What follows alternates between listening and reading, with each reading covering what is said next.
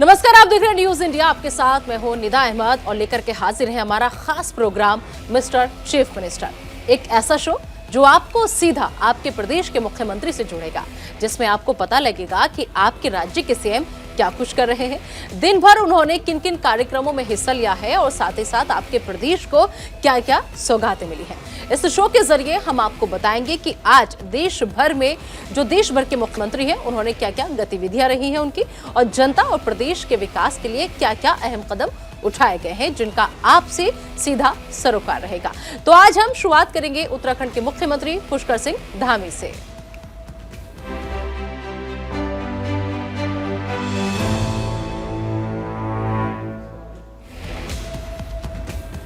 उत्तराखंड के जोशीमठ में भू धसाव ने सबको हिलाकर रख दिया है। जोशीमठ में तबाही का मंजर देख विशेषज्ञों की टीम भी हैरान रह गई है। शहर के इस तरह से धंसने और दर्जनों घरों और इमारतों की दीवारों, दरवाजों, फर्श, सड़कों पर आई दरारों का कारण पता लगाने में पहले दिन टीम को नाकामी हासिल हुई है। और इसी बीच प्रदेश के मुख्यमंत्री पुष्कर सिंह धामी जोशीमठ ग्राउंड जीरो पर हालात का जायजा लेने पहुंचे। उन्होंने प्रभावित इलाकों का हवाई सर्वेक्षण किया और इसके बाद सीएम धामी ने प्रभावितों को लोगों से बातचीत की और कहा कि प्रभावितों को सुरक्षा स्थान पर पहुंचाना उनकी पहली प्राथमिकता है। मुख्यमंत्री धामी ने इससे पहले जोशीमठ के संबंध में अधिकारियों से रिपोर्ट भी ली। शुक्रवार को उन्होंने जोशीमठ में हो रहे भू धसाव मामले में उच्च स्तरीय बैठक बुलाई। सीएम धामी ने जोशीमठ भू धसाव को लेकर के जो क्षेत्रों में बने हुए भवन हैं उनको तत्काल खाली कराने के निर्देश भी दिए हैं। उन्होंने प्रभावितों को आश्वस्त किया है कि सरकार उनके साथ खड़ी है और चरणबद्ध ढंग से संवेदनशील जगहों से सबको शिफ्ट किया जाएगा। आपको बता दें कि जोशीमठ के 600 से ज्यादा घरों में दरारें आ चुकी हैं जो लगातार बढ़ रही हैं। साथ ही सड़कों में दरारें आई हैं और कुछ सड़कें ऐसी हैं जो धंस भी रही हैं।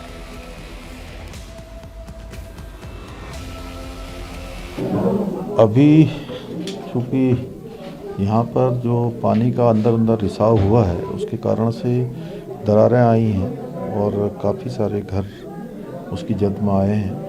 हमारा प्रयास सबसे पहले तो यही है कि सभी को सुरक्षित किया जाए, सबकी जान माल की सुरक्षा की जाए और जो ज़रूरी जो इंतज़ाम है वो करने के लिए हम लोग सभी प्रकार की तैयारी करी हुई है, कर रहे हैं।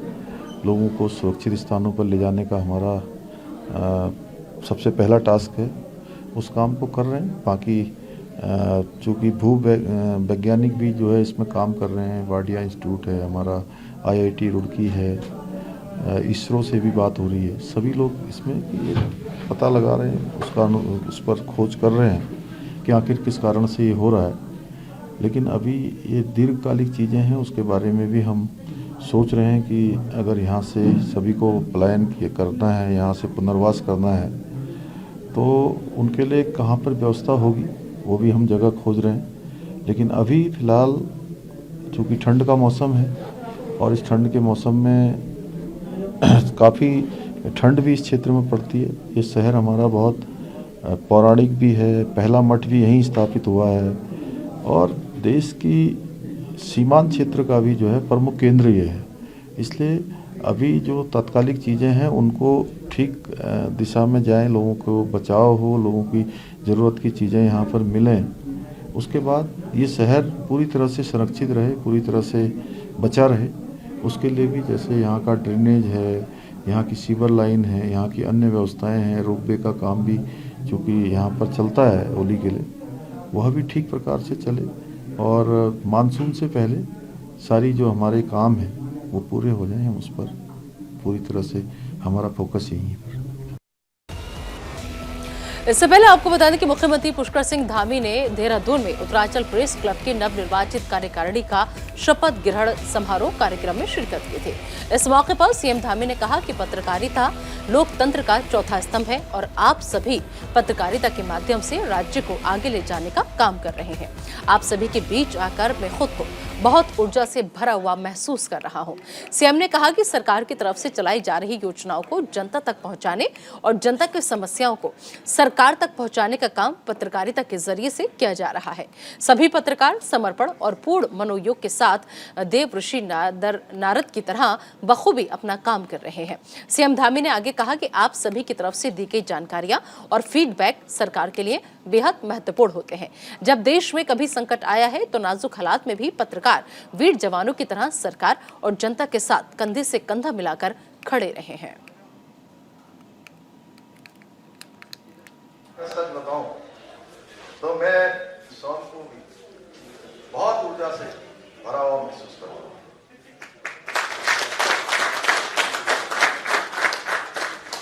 भाइयों बहनों, पत्रकार और पत्रकारिता सिर्फ राजनीतिक और एक सामाजिक विषयों के जो प्रचार प्रसार होते हैं इतना मात्र नहीं है, बल्कि लोकतंत्र के लिए प्रचार का सर्वश्रेष्ठ माध्यम कोई है और सर्वश्रेष्ठ साधन कोई है तो यही हमारी पत्रकारिता है, जो निश्चित रूप से चौथे स्तंभ के साथ साथ सबको सजग करने का काम करते हैं।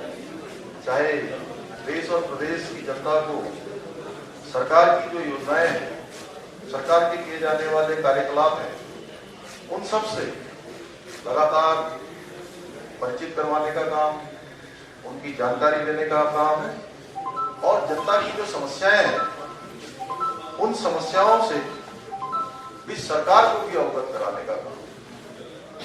जो तत्कालीन रूप से सरकार है, शासन है, प्रशासन है, उन सभी को एक दूसरे से मैं कहूं कि समन्वय कराने का काम, कभी कभी आमने सामने लाने का काम और कभी कभी समन्वय कराने का काम, दोनों प्रकार के काम आप सबके माध्यम से होते हैं और ये दोनों ही महत्वपूर्ण दायित्वों का भार आपके मजबूत कंधों पर है। और मुझे प्रसन्नता है कि अधिकांश लोग, कई बार लोग कहते हैं कि यार एक दो लोगों ने गड़बड़ कर दी, एक दो लोगों ने ऐसा कर दिया। मैं सच बताऊं तो मैं कभी ऐसा मानता नहीं।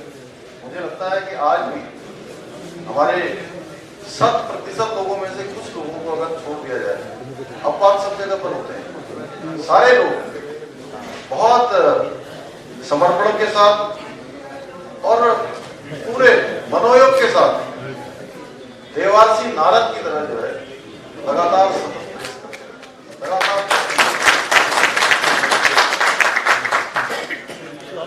मेरा मानना है कि आप सब लोग समाज के दर्पण भी हैं, समाज का आईना है और जो सरकार है उसके पूरे तंत्र को और सभी कार्यों को धरातल पर उतारने वाले और होने वाले जो प्रभाव है उनसे अवगत कराने का काम आप सबके माध्यम से होता है। उनको बात वही बैठा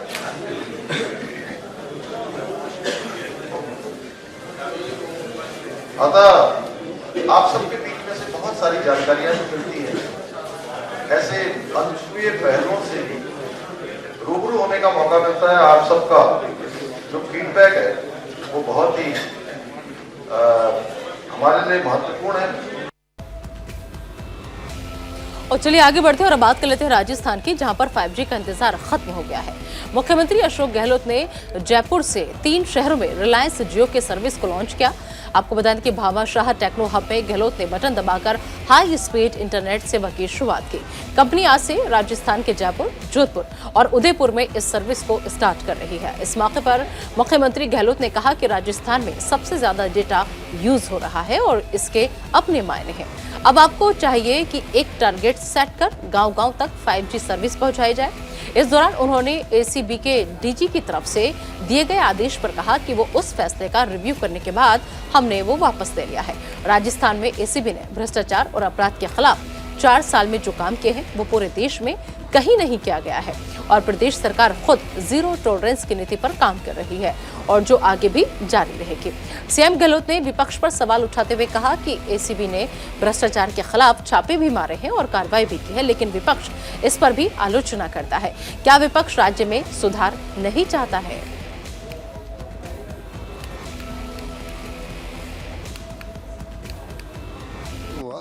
लेकिन मैं प्रदेशवासियों में आज तो जयपुर, जोधपुर और उदयपुर में हुआ है।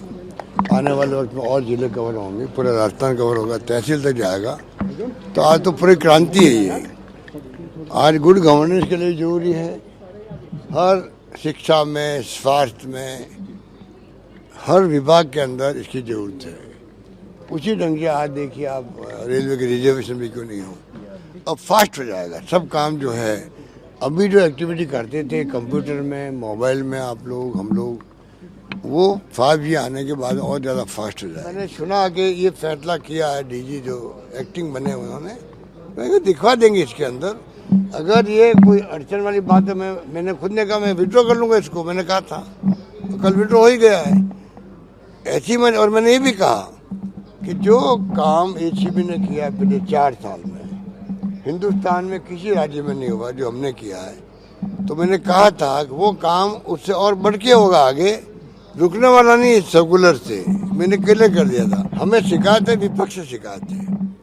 आप छापे डालो ज़्यादा तो कहते बहुत करप्शन है। इसका मतलब छापे डालो ही नहीं तो करप्शन नहीं है, इसका मतलब नहीं हुआ ना। जो राज्य छापे नहीं डाल रहे हैं वहाँ करप्शन है ही नहीं। तो छापे डालने की पॉलिसी हमारी है, ज़्यादा ट्रैप करने की पॉलिसी है। एप्रिशिएट करने की बजाय उसकी आलोचना करते हैं। FIR मैंने कंपल्सरी कर दी देश के अंदर, राजस्थान राज्य वो है। पहले आधे लोग भागा देते थे थाने से ही, आधे लोग जाते ही नहीं थे शिकायत करने, भाई कुछ सुनवाई नहीं होती हमारी, जब क्राइम कम था। आज मैंने कंपल्सरी कर दिया FIR को, संख्या बढ़नी थी और लोगों के हौसले बढ़ गए। कोई रेप हो गया, घटना हो गई रेप की, पहले लोग जाते नहीं थे। परिवार जिंदगी भर अंतिम सांस तक वो दुखी रहता था कि मेरी बेटी का रेप हुआ, मैं कुछ नहीं कर पाया और मेरी सुनवाई करने वाला कोई नहीं था, पुलिस ने सुनवाई नहीं करी। वो जमाना में था। हमने उसको ओपन किया, FIR लॉन्च करना कंपल्सरी किया। अब उनकी हिम्मत बढ़ गई कि भाई कोई घटना हुई तो हम जाके रिपोर्ट करेंगे पुलिस में, हमें न्याय मिलेगा, न्याय सुनिश्चित होगा। विश्वास हुआ, स्वागत कक्ष बनाए मैंने हर थाने के अंदर। अगर हम कोई रिफॉर्म करें तो विपक्ष को चाहिए कुछ बातों को अप्रिशिएट भी करे, तब तो उनकी क्रेडिबिलिटी बढ़ेगी। हर बात को लेके वो आलोचना करते रहेंगे, इसलिए उनकी आक्रोश रैली फेल हुई है। इससे पहले मुख्यमंत्री CM अशोक गहलोत शुक्रवार को डूंगरपुर जिले के दौरे पर रहे, जहां उन्होंने 250 करोड़ रुपए के विकास कार्यों का लोकार्पण और शिलान्यास किया। इसके साथ ही उन्होंने सागबाड़ा में आयोजित श्री गौ कृपा कथा 90 महोत्सव में शिरकत की और CM ने गौ सेवा का संदेश देते हुए कहा कि गौवंश संरक्षण के लिए राज्य सरकार प्रतिबद्ध है। उन्होंने कहा कि राजस्थान गौशालाओं को साल में 9 महीने अनुदान देने वाला एकमात्र राज्य है। राज्य सरकार ने लंपी स्किन डिजीज की प्रभावी रोकथाम पर गौवंश के संरक्षण का काम किया है। इस दौरान CM गहलोत ने प्रदेश सरकार की तरफ से चलाई जा रही चिरंजीवी योजना, पेंशन योजना और बीमा योजनाओं के बारे में बताया। बीजेपी पर निशाना साधते हुए कहा कि समाज उनको समझ जाना चाहिए कि जनता में आक्रोश है तो बीजेपी के खिलाफ है। जो जन आक्रोश रैली का क्या मतलब है? एक बार फिर से CM ने राजस्थान में कांग्रेस की सरकार रिपीट होने की बात दोहराई। अलग निदेशालय बनाया, विभाग कन्वर्ट हो गया बाद में, और अब 9 महीने का अनुदान गौशालाओं को, तो मैं समझ सबको बहुत खुश है। और प्रबंधक जो है गौशालाओं के, वो उस बात को एहसास है कि सरकार हमारे लिए कोई कमी नहीं रख रही है। निदेशालय है, गौशालाएँ हैं, और खुलती जा रही है। सरकार भी अनुदान दे रही है, क्योंकि गली मोहल्लों के अंदर जो हमारे पशु घूमती, गायें भी, नंदी भी, वो अच्छी परंपरा नहीं है। उसके लिए समाज को आगे आना पड़ेगा। आगे आके ऐसी व्यवस्था हम सब मिलकर करें, हमारा पशु के रूप में गाय गलियों में नहीं घूमे। भारतीय जनता पार्टी का जो मामला है, इनके नड्डा साहब आए थे जयपुर के अंदर लॉन्च करने के लिए जन आक्रोश रैलियों को, वो अपना फेल हो गया। तो JP नड्डा साहब को समझ आना चाहिए था कि कोई दम नहीं है राजस्थान के अंदर, क्योंकि आक्रोश तो इनके प्रति है। जनता इनको पूछ रही है, आप आक्रोश तो आप हमारे बीच में आए हो, आक्रोश रैली लेके, हमारा आक्रोश आपके प्रति है। आपने 4 साल में क्यों निकम्मापन दिखाया? आज तक कोई इश्यू नहीं बना पाए सरकार के खिलाफ कई लोग, आज तक कोई इश्यू नहीं बना पाए, कोई कार्यक्रम ऐसा कर नहीं पाए जिसे लगे इनकी बात में दम हो। खाली अखबारी कागज में बोलते रहते हैं, मीडिया के अंदर स्टेटमेंट देते रहते हैं, उसी से खुश होकर पढ़कर खुश होते हैं। अभी आपके मैंने सागवाड़ा में आए थे, आज डूंगरपुर में पुणे कितने लोग इकट्ठे हुए थे। वो आपके अमर मीणा जी कौन है, मैंने सुना उनको कहना पड़ा कि आप लोग केंद्रीय मंत्री है तो लोग इकट्ठे नहीं कर पाए। ये तो इनकी स्थिति बनी हुई है। तो इस बार लगता है इसमें इन्होंने बीच में उसको पोस्टपोन कर दिया बाहर ना करके। और चलिए बढ़ते आगे और अब बात कर लेते हैं छत्तीसगढ़ की, जहां पर मुख्यमंत्री भूपेश बघेल ने गृह मंत्री अमित शाह छत्तीसगढ़ दौरे को लेकर निशाना साधा। उन्होंने कहा कि अमित शाह लोकसभा चुनाव की तैयारी के हिसाब से आ रहे हैं और वैसे भी उनके धर्मांतरण और सांप्रदायिकता अपने दो प्रिय मुद्दे को लेकर वो आ रहे हैं। सीएम बघेल ने आगे क्या कुछ कहा, आइए आपको सुनवाते हैं। भारतीय जनता पार्टी और दूसरे उनके आनुषंगिक संगठन है, जरूर प्रदेश के हिसाब से उन्होंने फोकस किया है और उन्होंने दो मुद्दे जो उनके बहुत प्रिय मुद्दे हैं, धर्मांतरण और सांप्रदायिकता, उसी को लेके चल रहे हैं और उसकी उनकी मास्टरी है। लेकिन हमारी जो पार्टी है वो विभिन्न वर्ग के लोगों के जीवन स्तर कैसे ऊपर उठे, उसे कैसे अधिकार संपन्न बनाया जाए, इस पे हमारा फोकस रहता है। और इन 4 सालों में हम लोगों ने वही किया कि छत्तीसगढ़ के लोगों के आमदनी में वृद्धि कैसे हो, चाहे किसान हो, मजदूर हो, लघु उपसंग्राहक हो, आदिवासी हो, सभी वर्गों के आय में वृद्धि हो, और इसमें हमने फोकस किया और हमको सफलता मिली है। दूसरा ये है कि शिक्षा है, स्वास्थ्य है, इस पे हमने फोकस किया है। और चौथा है वो संस्कृति, और छत्तीसगढ़ की संस्कृति को लेकर जो प्राचीन हमारी जो संस्कृति है उसको हम लोगों ने न केवल बढ़ाने का काम किया है और उसे और दुनिया के मानचित्र में लाने की कोशिश हमारी रही है। संवैधानिक पदों को बैठे हुए व्यक्ति को अपने जो अधिकार है और कर्तव्य है उनको उसका ध्यान रखना चाहिए, उसे अतिक्रमण नहीं करना चाहिए। अभी जैसे राज्यपाल जी ने अतिक्रमण किया, राज्य सरकार से 10 सवाल पूछ रहे हैं, ये उनके अधिकार क्षेत्र के बाहर है। विधानसभा से जो बिल पारित हुआ है उसे हस्ताक्षर करना चाहिए, वापस लौटाना चाहिए। कर्नाटक में अब 61% की सुनाई दे रहा है, 56 तो पहले था, अब 61 भी करने वाले हैं। वहाँ राज्यपाल दस्तखत कर रहे हैं, यहाँ राज्यपाल राजनीति कर रही है, राजभवन के माध्यम से राजनीति कर रहे हैं। अब दौरा करेंगे, समस्या का निदान करेंगे, मतलब ये मंत्रिमंडल है उनके सलाहकार के रूप में। यदि कोई आपके पास शिकायतें आती है, कोई जानकारी आती है, तो उसे आप सरकार को सौंप दें, सरकार से जानकारी लें, ये उनका कार्य है। वो फील्ड में जाके सीधा काम नहीं करेंगे, उसके लिए उसको मनोनीत किया गया है, यहाँ निर्वाचित नहीं है। और निर्वाचित जनप्रतिनिधियों का दायित्व है कि इन समस्याओं के, जनता की जो समस्या है उसके निदान करने का काम करें। तो कार्यपालिका अलग है, विधायिका अलग है, न्यायपालिका कार्य बटा हुआ है, संविधान के दायरे में रह के सबको काम करना है। तो ये राष्ट्रपति के प्रतिनिधि के रूप में यहाँ हैं और उनका फील्ड में सीधा ये काम नहीं हुआ, वो काम नहीं हुआ, ये करने का नहीं है। यदि आपके पास कोई जानकारी आती है उसे जरूर और अब बात करते हैं बिहार की, जहां पर आज से जातीय सर्वे की शुरुआत होने जा रही है। राज्य के डिप्टी सीएम तेजस्वी यादव ने इस मौके पर कहा कि आज बहुत ही ऐतिहासिक काम की शुरुआत होने जा रही है। इसका फैसला बहुत पहले हो गया था और हम लोगों की ये मांग पहले से ही रही है, लेकिन केंद्र सरकार ने इसे पार्लियामेंट में भी टाल दिया। डिप्टी सीएम ने आगे कहा कि लालू जी के रहते हुए मनमोहन सरकार ने ये करवाया भी था और उसमें सारी चीजें थी। क्या कहा उन्होंने, सुनवाते हैं। बहुत ही ऐतिहासिक काम की शुरुआत आज होने जा रही है और आप लोग तो जान ही रहे, इसका निर्णय जो है बहुत पहले हो गया था और हम लोगों का, आदरणीय लालू जी का ये पहले से ही मांग रहा है, जिसको लेकर के हम लोग सड़क पर भी उतरे थे। और लालू जी के रहते हुए यूपीए की सरकार ने, मनमोहन जी की सरकार ने ये कराया भी था। कास्ट बेस सर्वे जो सेंसस जो है वो कराया गया था, उसमें सारी चीज़ें थी, लेकिन बाद में भाजपा के लोगों ने इसको डेटा को करप्ट बता दिया। उसके बाद से हम लोग, आप लोगों ने देखा होगा विधानसभा में भी जब हम नेता। तो फिलहाल हमारे इस खास कार्यक्रम में अभी के लिए इतना ही। आप दीजिए इजाजत, लेकिन बने रहिए न्यूज़ इंडिया के साथ।